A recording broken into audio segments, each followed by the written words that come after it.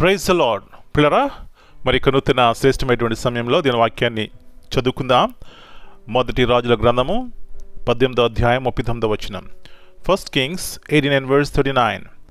అంతటా జనులందరూ దాన్ని చూచి సాగిలపడి యెహోవాయే దేవుడు, యెహోవాయే దేవుడు అని కేకలు వేసిరి. And when all the people saw it, they fell on their faces, and they said, "The Lord, He is the God. The Lord, He is the God." పిల్లరా, యేసు ప్రభువారి అతి శ్రేష్టమైన నామంలో మీ అందరికీ శుభములు తెలియజేస్తున్నాను.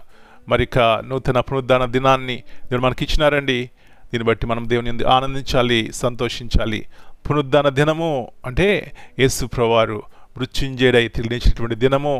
అది జ్ఞాపకం చేసుకున్నప్పుడల్లా మనకెందుకు గొప్ప సంతోషము, ఆనందము, నిరీక్షణ కలుగుతుందంటే నా దేవుడు సజీవుడు, ఆయన మృత్యుంజయుడు. కాబట్టి నేను చనిపోయినా తిరిగి లేస్తాను, ఆయనతో ఉంటాను. అబ్బా, ఇలాంటి గొప్ప నిరీక్షణ అండి. అందును బట్టే ప్రపంచంలో ఎవరికి లేనటువంటి గొప్ప ఆదరణ, నిరీక్షణ దేవుడు మనకిచ్చాడు. ఎందుకంటే మన దేవుడు సజీవుడు. మంచిది. ఇక్కడ చదవబడిన వాక్యంలో చూసినట్లయితే జనులందరూ దాన్ని చూచి సాగిలపడి యెహోవాయే దేవుడు, యెహోవాయే దేవుడు అని కేకలు వేసిరి.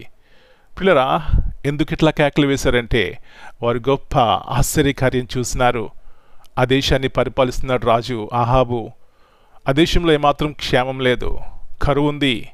చూడండి, దేవుని దృష్టిలో మరి ఆహాబు ఏమాత్రం కూడా యథార్థంగా నడుచుకోలేదు కాబట్టి ఆ దేశానికి ఎంతో నష్టం కలుగుతుంది. ఏమిటో నష్టం అంటే కరువు, ఎక్కడ చూసినా సంతోషం, సమాధానం లేదు. పిల్లరా, ఇలాంటి సమయంలో రోషము కలిగినటువంటి ఏలియా అన్నాడు, నా దేవుని రుజువు చేయాలి ఇక్కడ అని పిలిచాడు. ఆ ప్రవక్తలను పిలిచినాడు. ఒకవేళ మీరు ఆరాధిస్తున్నటువంటి దేవుడు సత్యవంతుడైతే ఈ యొక్క బలి పైనుంచి అగ్ని వచ్చి కాల్చబడాలన్నప్పుడు వారు ఆ సవాళ్ళు అంగీకరించి ప్రొద్దునుంచి సాయంత్రం వరకు ఏవేవో చేశారు. కానీ పిల్లరా, అగ్ని రాలేదు, కాల్చబడలేదు. అప్పుడు ఏలియా తను చేసినటువంటి పని పిల్లరా మన జీవితాల్లో, మన కుటుంబాల్లో ఉండాలి. పడిపోయినటువంటి బలిపీఠంను కట్టినాడు. తర్వాత అవన్నీ చక్కగా పేర్చాడు, ఆ నీళ్లు వేశాడు. తర్వాత ప్రార్థన చేస్తున్నాడు, యెహోవా అబ్రహాము, ఇస్సాకు, ఇశ్రాయేలు దేవా, ఇశ్రాయేలు మధ్య నీవు దేవుడివై ఉన్నావనియు నేను నీ సేవకుడునై ఉన్నాననియు. అబ్బా, ఎలాంటి హృదయపూర్వకముగా దేవుని ఎదురు సాగిలపడి ప్రార్థన చేస్తున్నాడండి. అప్పుడు పైనుంచి అగ్ని వచ్చింది. ఆ దహన బలి కాల్చిన తర్వాత ఆ జనులందరూ ఈ విధముగా సాగిలపడి దేవుని మహింపరుస్తున్నారు. యెహోవాయే దేవుడు, యెహోవాయే దేవుడు అని కేకలు వేసిరి. నా ప్రియ, నా ప్రియ సహోదరి, ఈ ఉదయకాల సమయంలో మన జీవితాల్లో కూడా ఎలియా ఈ విధముగా ఆ పడగొట్టబడినటువంటి బలిపీఠం కట్టి అన్ని సమకూర్చి దేవుని ఎదురు సాగిలపడ్డాడు. మన జీవితాలు కూడా ఏ విధముగా పడగొట్టబడినటువంటి పరిస్థితుల్లో మనం ఉన్నామో తెలియదు, కానీ అవి సరి చేసుకుని ఆయన ఎదురు సాగిలపడినప్పుడు దేవుడు కృప చూపెట్టి కనికరించి ప్రియులారా మన లేవనెత్తాడు, బలపరుస్తాడు, ఆయనకు సాక్షులుగా ఉంచుతారు.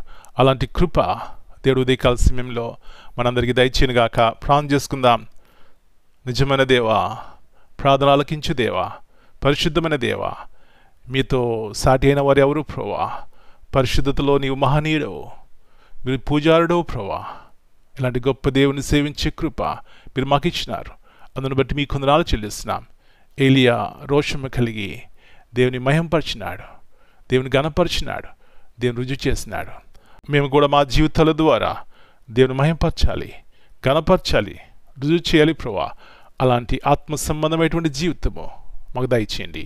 కేవలం ఇది మిమ్మల్ని చూసినప్పుడే, మీ మాటలు మా జీవితాలు ఉన్నప్పుడే అలాంటి గొప్ప కార్యం జరుగుతాయి. కాబట్టి ఇలాంటి విశ్వాసం కలిగి ప్రభువా వ్యక్తిగతంగా, కుటుంబాల్లో గొప్ప దేవుని కార్యం చూడటానికి సహాయం ఇచ్చేయమని మనం మీ చేతిగా అప్పగించుకుంటూ ఈ దినమంతా మీరు కలిగిన భద్రపరిచి నా దేవుడు సజీవుడు అనే యొక్క సాక్ష్యము వ్యక్తిగతంగా దయచేయమని, ఈ దినమంతా మీరు కలిగిన భద్రపరిచి ప్రతి కీడు అపాయంను తప్పించమని, నా దేవుడు సజీవుడు అనే యొక్క సాక్ష్యము వ్యక్తిగతంగా కుటుంబాల్లో మాకు దయచేయమని యేసు ప్రభువారి అతి శ్రేష్టమైన ఘనమైన నామమును బట్టి ప్రార్థన చేస్తున్నాను తండ్రి. Amen. God bless you all.